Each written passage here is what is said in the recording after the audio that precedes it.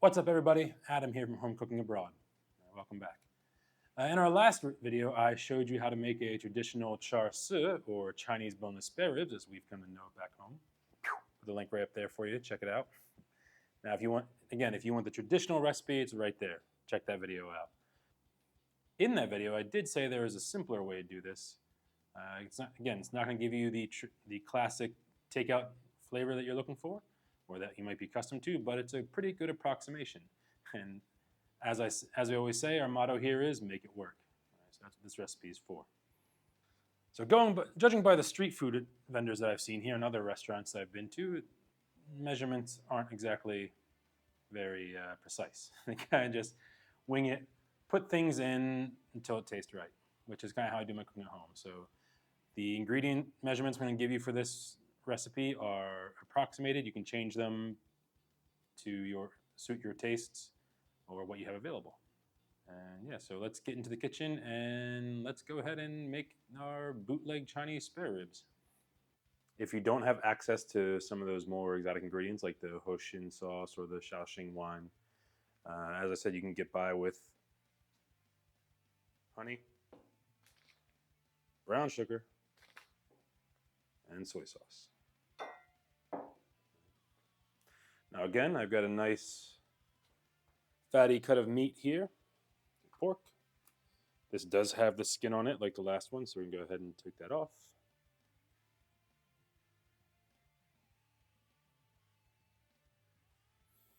You see this is a much leaner cut than the one I used last time for the traditional recipe. Put it to the side. You can see, so this has some nice fat striations throughout it, not just on top like the last one. Right, this is pretty much perfect piece here as far as fat to meat content, and this one is way off on the fat side. So again, just trim that up.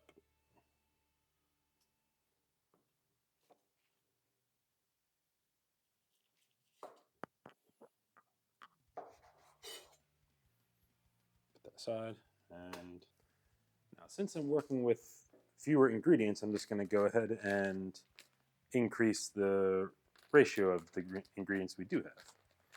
So I believe the original recipe called for 4 tablespoons of brown sugar. So we're going to go ahead and just up that. Say 5 or 6.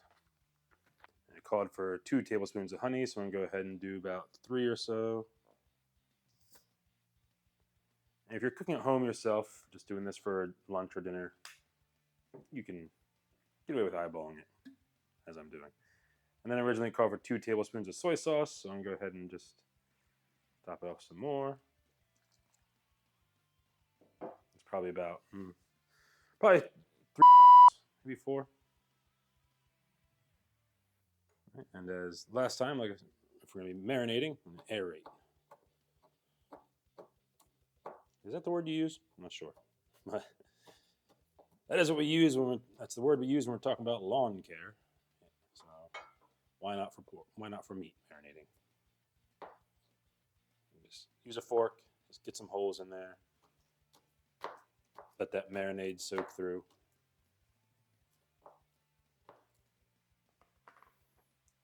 Now, because these cuts are so thick, I'm going to cut them up before I put them in the marinade.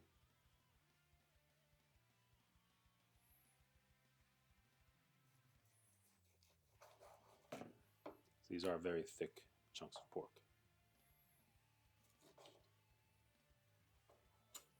Nice thin slices.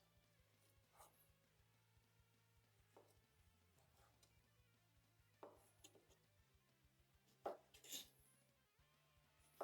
you want things to cook easily. And now we are going to go to the air fryer for this, since this version of the recipe is all about convenience. So once you got your meat cut up, you're just going to, again, you can use a Ziploc bag, you can use whatever you want, just some kind of container. I have a lot of these Ziploc storage containers at my apartment, so I use these.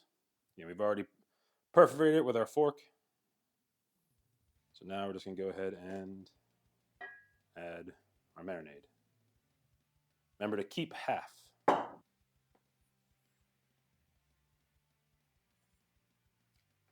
going to keep some in reserve for basting.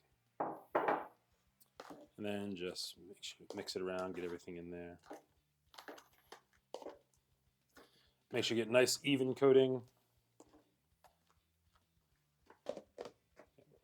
Put that in the airtight container of your choice and let it marinate while you're at work or overnight.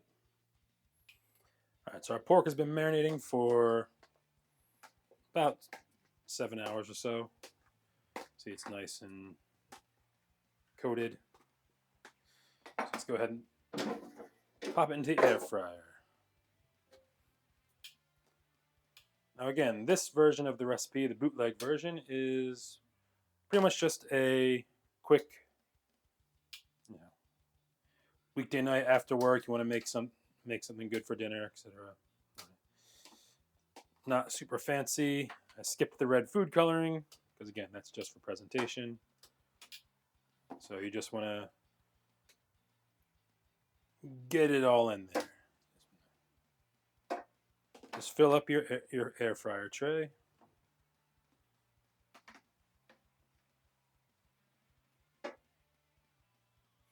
Doesn't matter if some of it's overlapping or whatnot. Also, you can always do 2 batches, of course. You don't have to do it all in one go. That's about good. Now you don't want to overlap them too much or stack them on top of each other because you want even heating, right? So let's put them into the air fryer, and let's see here. See, that's the French fry setting, 200 degrees. That's the pork chop setting, 10 minutes at 200 degrees. That's a bit much. Pause that. Temperature. Let's do about 180 degrees Fahrenheit. And we'll do 15 minutes, the first batch. Now after this finishes, we go ahead and flip them over, marinate them, and do another 10 or 15 minutes, depending on how finished they get. So after about 10 or 11 minutes, first side's looking pretty delicious and crispy and finished. And so I'm going to take some of that leftover marinade that you remembered to save.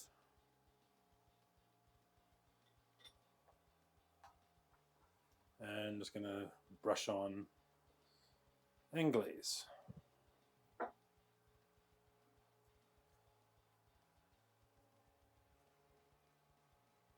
If you didn't save any marinade, you can always just make some more. It's only 3 ingredients. Glaze, glaze, glaze.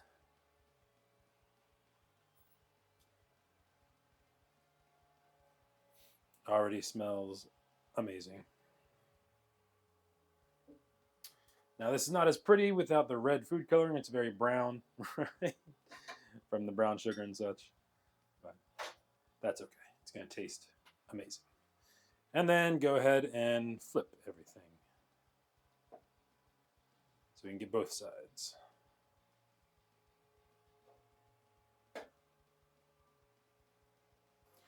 Okay, once you've got them flipped over, go ahead and glaze some more.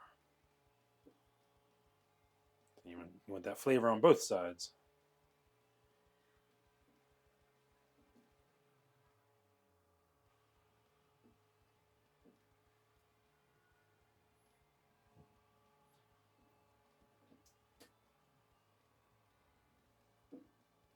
There we go.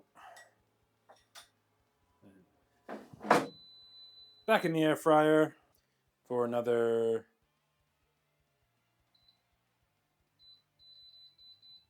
10 minutes. And come back and check on it. Right. Smells pretty done. So let's check on it. Oh yeah. Let's do a quick pan down. beautiful, fragrant, crispy. Looks great. Let's plate this and go ahead and try it. And there you have it. Not as not as pretty as the traditional one, but it should taste pretty good.